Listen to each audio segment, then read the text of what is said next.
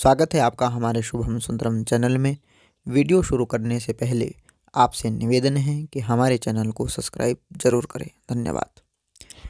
आज की वीडियो में हम आपको बताएंगे कि विशेष ध्वनि वाले अन्य व्यंजन कौन कौन से होते हैं और अन्य विशेष ध्वनि वाले शब्द कौन कौन से हैं तथा अयोगवाह किसे कहते हैं।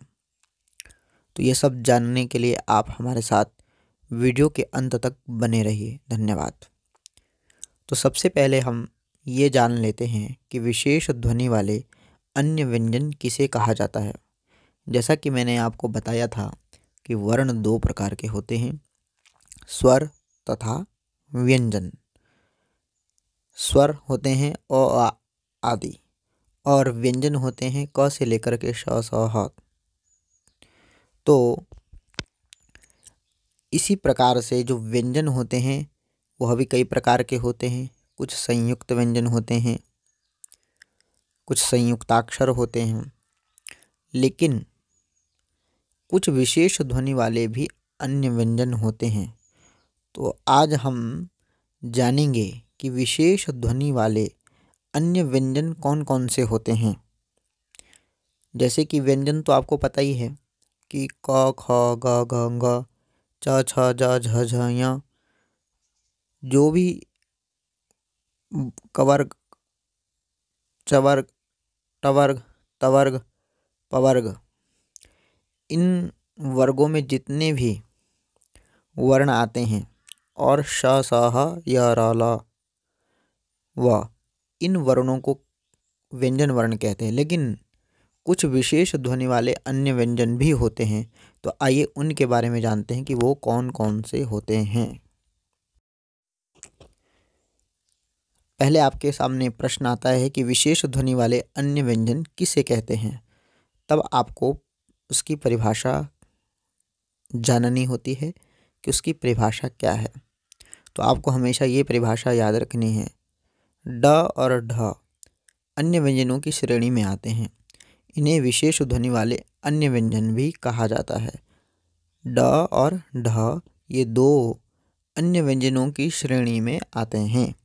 इन्हें विशेष ध्वनि वाले अन्य व्यंजन भी कहा जाता है। इस परिभाषा को आपने ध्यान में रखना है, तब आपको जो है विशेष ध्वनि वाले अन्य व्यंजन समझ आ जाएंगे कि विशेष ध्वनि वाले अन्य व्यंजन किसे कहते हैं। अगर आपको किसी भी शब्द में जो ड और ढ, यहाँ पर दो वर्ण लिखे हैं, अगर आपको किसी भी शब्द में ये ड और ढ ये दो वर्ण दिखाई दे तो ये जो दो व्यंजन वर्ण हैं यही व्यंजन वर्ण अन्य व्यंजन वर्ण की श्रेणी में आते हैं। मतलब इन्हें अन्य विशेष ध्वनि वाले व्यंजन कहा जाता है। विशेष ध्वनि वाले इनको क्यों कहा जाता है? क्योंकि जब हम इनका उच्चारण करते हैं तो हम विशेष ध्वनि का प्रयोग करते हैं। जब हम इनका उच्चारण वर्ग में करते हैं तो हम इनको कहते हैं ड और ढ। लेकिन जब इनका विशेष रूप से उच्चारण होता है, विशेष रूप से इनके लिए ध्वनि का प्रयोग होता है, तब हम इनका उच्चारण करते हैं ड और ढ इस रूप में। इनको तब हम ड न बोल के ड़ बोलते हैं और ढ को भी ड न बोल के ड़ बोलते हैं। इसका इनका विशेष जो चिन्ह होता है, आप देखेंगे कि ड के नीचे एक बिंदु जैसा बना होता है। उसी प्रकार से जब ढ का विशेष ध्वनि के रूप में इसका उच्चारण करना होता है तो ढ के नीचे भी एक बिंदु जैसा बना होता है।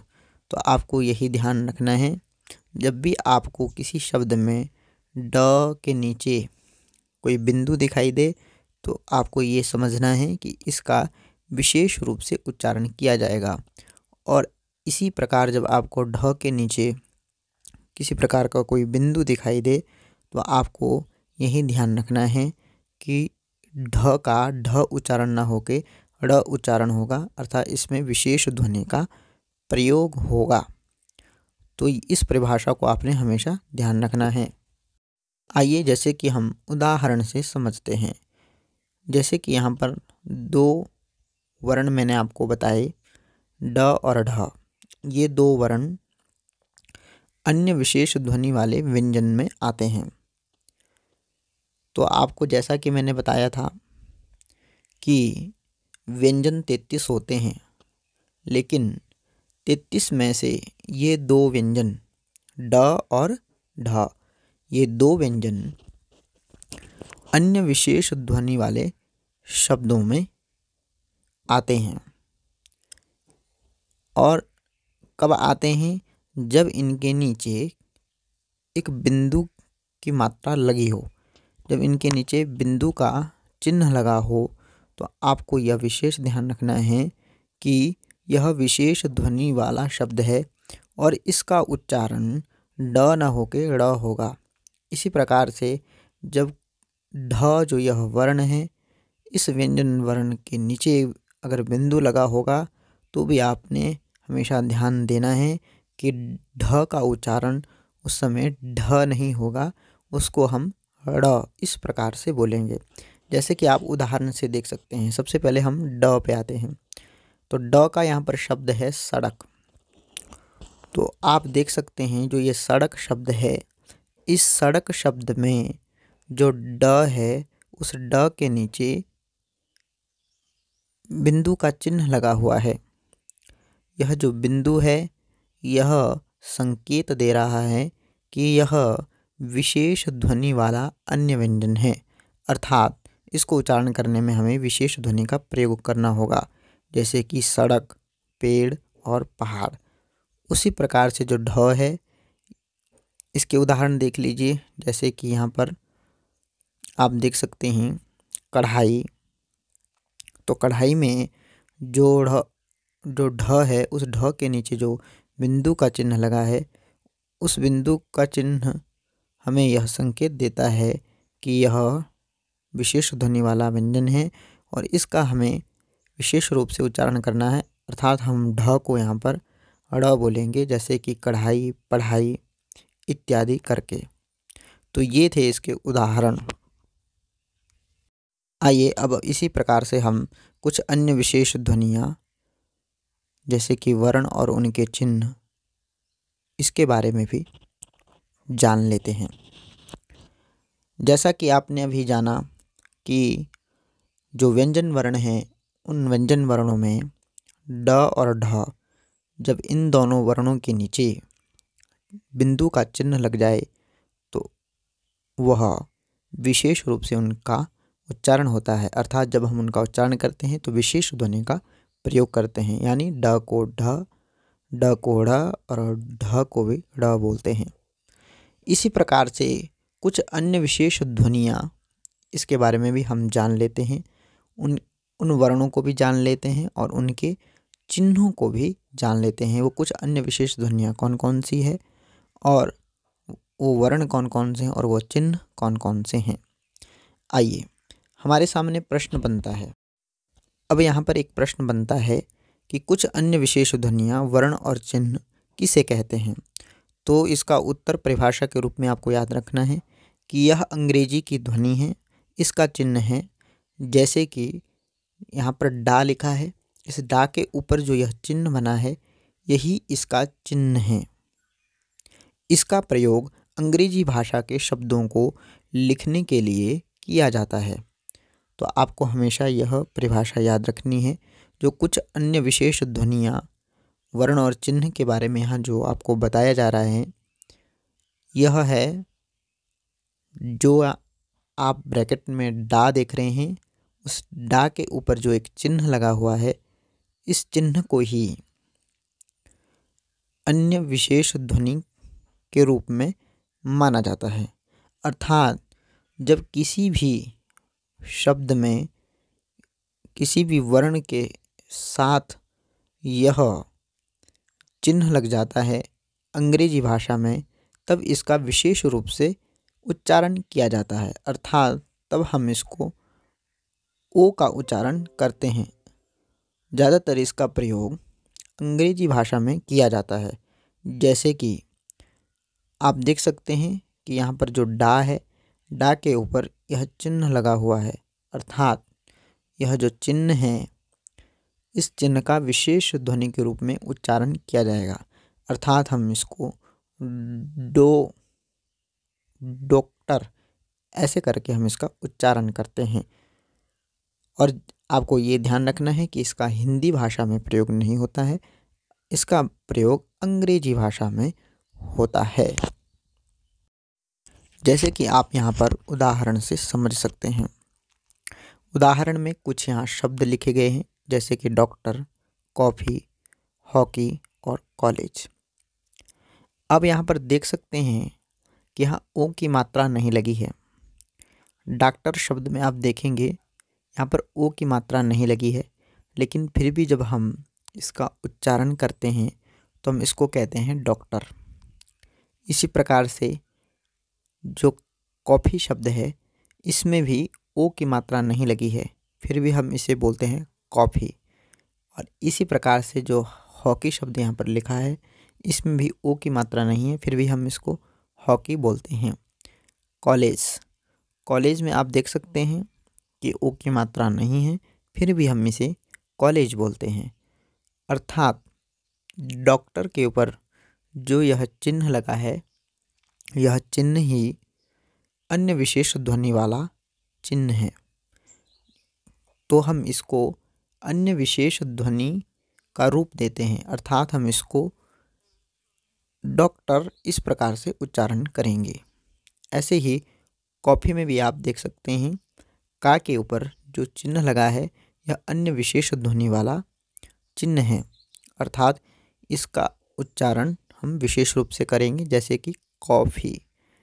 ऐसे ही आप हॉकी शब्द में देख सकते हैं, हा के ऊपर जो चिन्ह लगा है, यह चिन्ह अन्य विशेष ध्वनि वाला चिन्ह है, इसका उच्चारण हम विशेष ध्वनि के रूप में करेंगे, जिस प्रकार से हॉकी।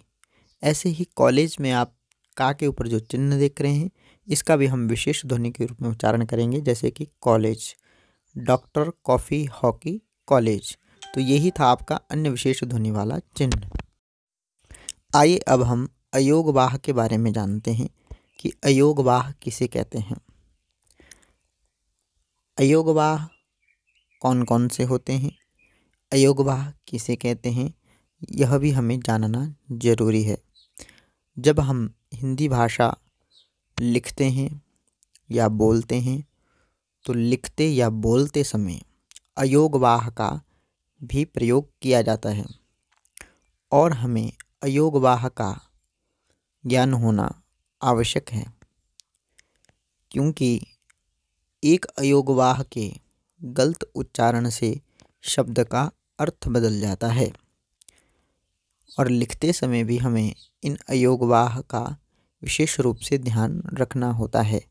तो आइए हम जानेंगे कि अयोगवाह किसे कहते हैं और अयोगवाह कौन कौन से होते हैं। तो पहले तो हमें ये जानना जरूरी है कि अयोगवाह कितने होते हैं। अगर आपसे पूछा जाए कि अयोगवाह कितने होते हैं, तो आपका उत्तर होना चाहिए 3। अयोगवाह कितने होते हैं, तो आपका उत्तर होगा 3। मतलब अयोगवाह 3 होते हैं। ये आपको हमेशा ध्यान रखना है कि जो अयोगवाह होते हैं वह ज़्यादा नहीं होते हैं, वह 3 ही होते हैं, और उन तीनों को हमेशा हमें लिखते और बोलते समय ध्यान में रखना होता है कि हम किस अयोगवाह का किस प्रकार से उच्चारण कर रहे हैं, और किस अयोगवाह को हमें किस प्रकार से लिखना है, और किस प्रकार से इसका शब्द में प्रयोग करना है। तो आइए हम जानेंगे कि अयोगवाह जो 3 हैं वह कौन कौन से होते हैं और उनके उदाहरण क्या है। अब हमने ये तो जान लिया कि अयोगवाह 3 होते हैं, लेकिन अब हमारे सामने ये भी प्रश्न आता है कि 3 अयोगवाह कौन कौन से होते हैं। आपने ये तो जान लिया कि अयोगवाह 3 होते हैं, लेकिन अब आपके सामने ये प्रश्न जरूर आ रहा होगा कि 3 अयोगवाह कौन कौन से होते हैं। तो इन 3 अयोगवाहों का नाम हमें याद होना चाहिए कि वह 3 अयोगवाह कौन कौन से हैं और उनका नाम क्या है। 3 अयोगवाहों को किस प्रकार से लिखा जाता है, उनके चिन्ह क्या हैं और उनका शब्द में प्रयोग किस प्रकार से किया जाता है। तो आपसे निवेदन है कि आप ध्यान से इन अयोगवाह के बारे में पढ़ें। तो आइए समझते हैं कि 3 अयोगवाह कौन कौन से होते हैं। 3 अयोगवाह होते हैं अनुस्वार, अनुनासिक और विसर्ग। अनुसार, अनुनासिक और विसर्ग ये 3 ही अयोगवाह होते हैं। जैसे कि आप देख सकते हैं यहाँ पर अ वर्ण के ऊपर, पहले वाले के ऊपर जो बिंदु लगा है इसको अनुसार कहते हैं, और दूसरे वाला जो अ वर्ण है इसके ऊपर जो चंद्र बिंदु लगा है इसको अनुनासिक कहते हैं, और जो तीसरा अ है इस तीसरे अ के साथ जो आगे 2 बिंदु लगे हैं इसी को विसर्ग कहते हैं। तो 3 अयोगवाह होते हैं, हमें हमेशा ध्यान रखना है। एक होता है अनुस्वार, दूसरा होता है अनुनासिक और तीसरा होता है विसर्ग। अ के ऊपर जो बिंदु है यह अनुसार है, दूसरे अ के ऊपर जो चिन्ह है यह अनुनासिक है और तीसरे अ के साथ जो चिन्ह है वह विसर्ग है। तो आइए सबसे पहला जो अयोगवाह है अनुसार उसके बारे में जानते हैं। तो जो सबसे पहला अयोगवाह अनुसार है उसका चिन्ह देखिए अ के साथ सामने बना हुआ है। किसी भी वर्ण के ऊपर अगर आपको इस प्रकार का चिन्ह दिखाई दे तो ये समझना कि यह अनुस्वार है और इसका उच्चारण म की तरह होता है, अर्थात हम इसका उच्चारण म के जैसे करते हैं।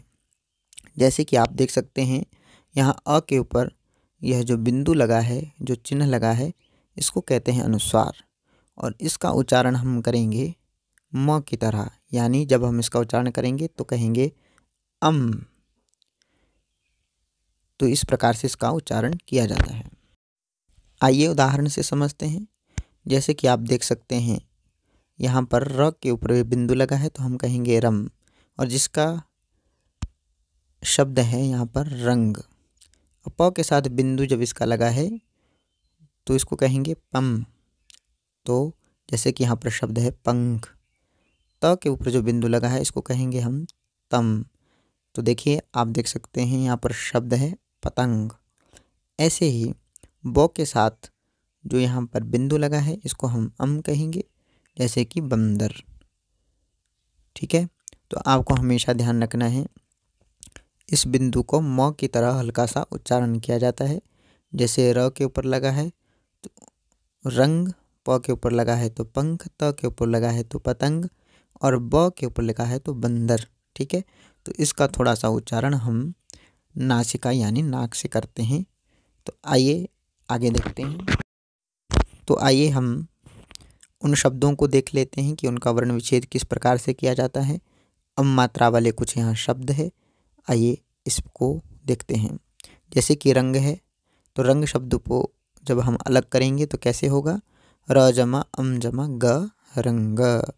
ऐसे ही बंदर शब्द को जब हम अलग करेंगे तो ब जमा अम जमा द जमा र मिला देंगे बंदर।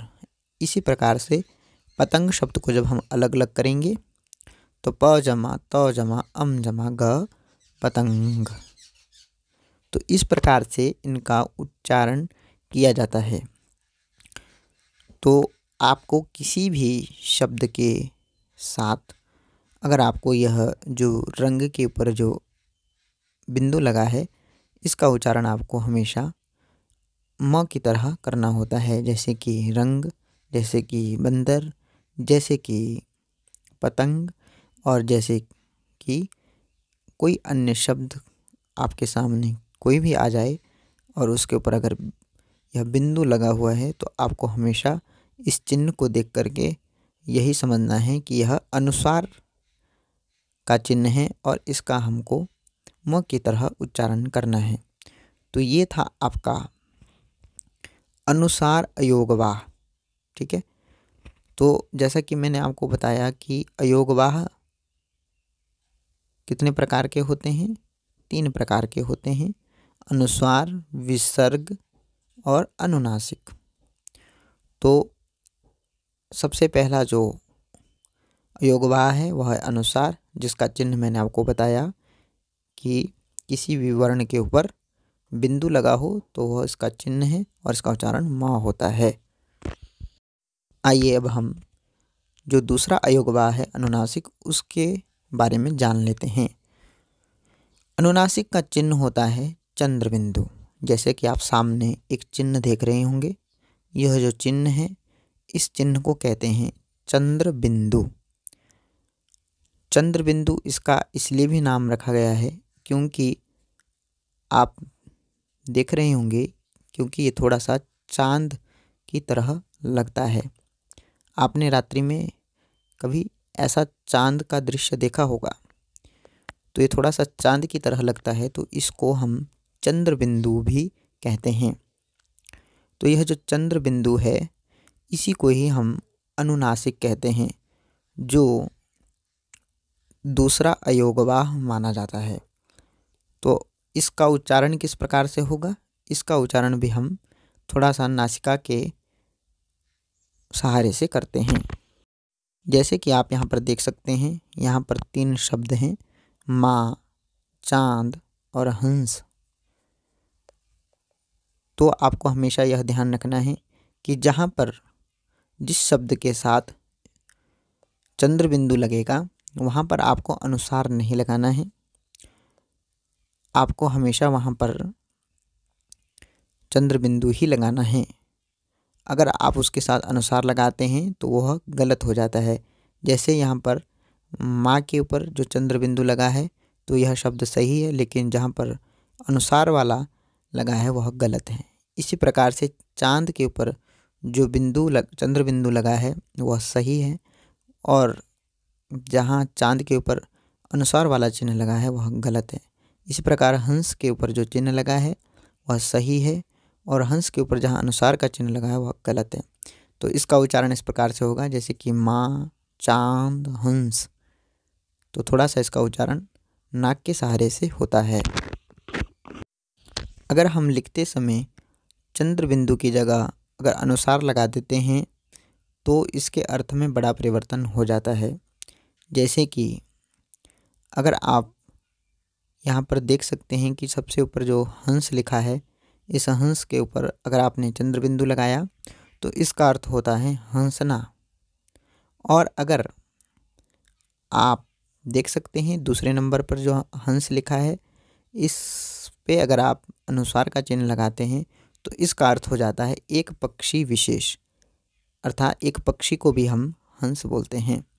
तो दोनों का ही उच्चारण हम हंस हंस करते हैं, लेकिन अर्थ में बदलाव हो जाता है। अगर चंद्र बिंदु लगा हो तो इसका अर्थ हो जाता है हंसना, और चंद्र बिंदु नहीं लगा हो, अनुसार लगा हो, तो इसका अर्थ हो जाता है एक पक्षी विशेष। अब हम यहाँ पर कुछ शब्द देख लेते हैं चंद्र बिंदु वाले, जैसे कि चांद, गांव, आँख, आंसू, माँ, ढूंढना, दांत, पाँच, सांप। ये जो शब्द हैं आप देख सकते हैं, इन सभी शब्दों के ऊपर चंद्र बिंदु लगा हुआ है। इसी को ही हम अनुनासिक कहते हैं, क्योंकि हम इसको नासिका के सहारे से बोलते हैं, इसलिए इसको अनुनासिक कहा जाता है। अर्थात जो नासिक कहते हैं नाक को, तो थोड़े से नाक के सहारे से बोला जाता है। जैसे कि चांद, गांव, आँख, आंसू, माँ, ढूंढना, दांत, पाँच और सांप। तो आपको हमेशा यह ध्यान रखना है कि जहाँ पर चंद्र बिंदु लगता है वहाँ आपको चंद्र बिंदु ही लगाना है, और जहाँ अनुस्वार लगता है वहाँ आपको अनुसार ही लगाना है। आइए अब अनुसार और अनुनासिक में थोड़ा सा अंतर समझ लेते हैं। देखिए, सबसे पहले आप यहाँ पर देख सकते हैं जो पहला चिन्ह है बिंदु सा, वह है अनुसार का चिन्ह, और दूसरी तरफ आप देख सकते हैं जो दूसरा चिन्ह है चंद्रमा के जैसे, जो जिसको हम चंद्र बिंदु भी कहते हैं, वह चिन्ह है अनुनासिक का। इनमें यही अंतर होता है। उच्चारण में कोई अंतर नहीं है, इसका भी थोड़ा सा अनुनासिक की तरह ही उच्चारण किया जाता है अनुसार का, और अनुनासिक का भी हम थोड़ा सा इस प्रकार से उच्चारण करते हैं, लेकिन इनके लिखने में थोड़ा सा भेद होता है। जब अनुसार को लिखा जाता है तो बिंदु लगाया जाता है, और जब अनुनासिक को लिखा जाता है तो चंद्र बिंदु लगाया जाता है। बस बिंदु के साथ हम चांद के निशान को जोड़ देते हैं, यही चंद्र बिंदु बन जाता है। यही अनुसार और अनुनासिक में भेद होता है।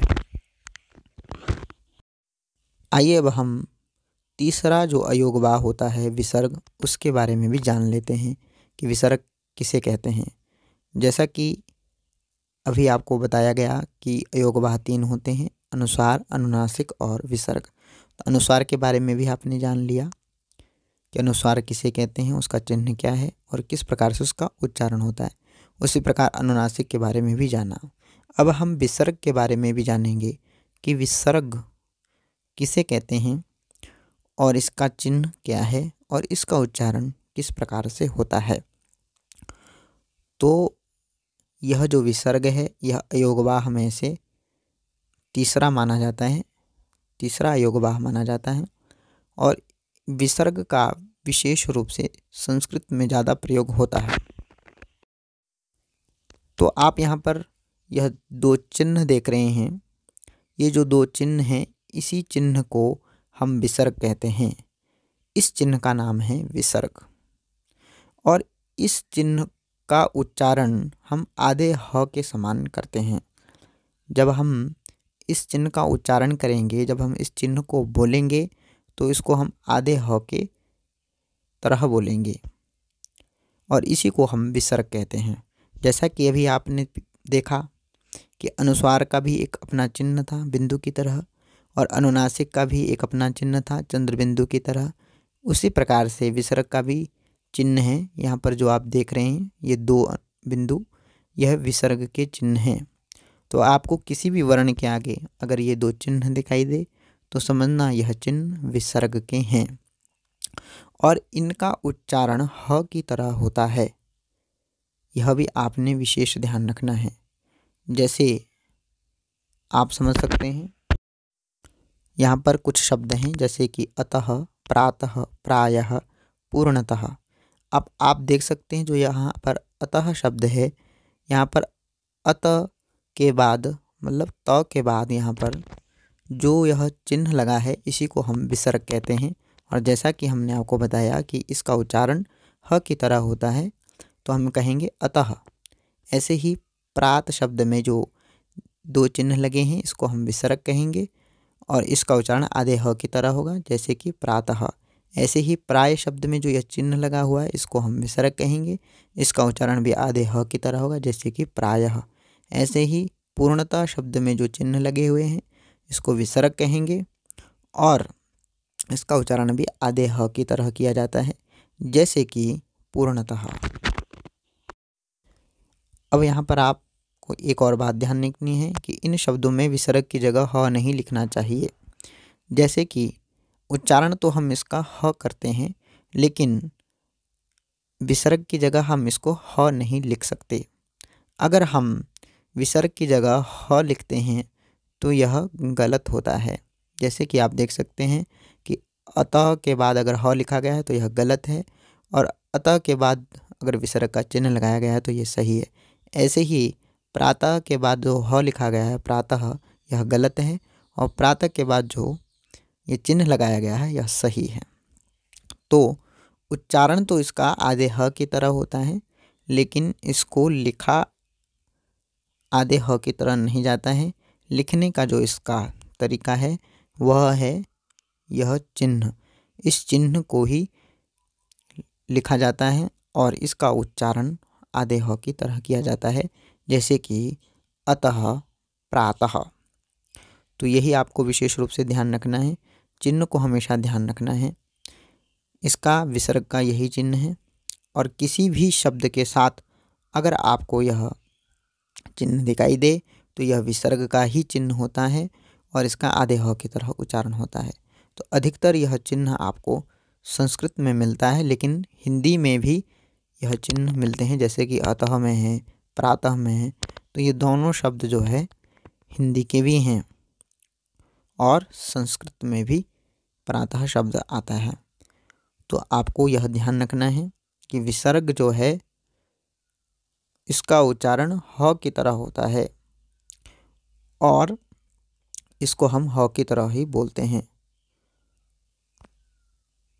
तो आपको समझ आ गया होगा कि विसर्ग किसे कहते हैं और किस प्रकार से इसका उच्चारण किया जाता है। तो आपको हमने इस वीडियो में बताया कि विशेष ध्वनि वाले अन्य व्यंजन कौन कौन से होते हैं और विशेष ध्वनि वाले अन्य वर्ण और चिन्ह कौन कौन से होते हैं और अयोगवाह कितने होते हैं और उनके क्या चिन्ह हैं और उनका उच्चारण किस प्रकार से किया जाता है। तो आई होप आपको सब कुछ समझ आ गया होगा। वीडियो देखने के लिए आपका धन्यवाद। चैनल को सब्सक्राइब जरूर करें। बहुत बहुत नमस्कार।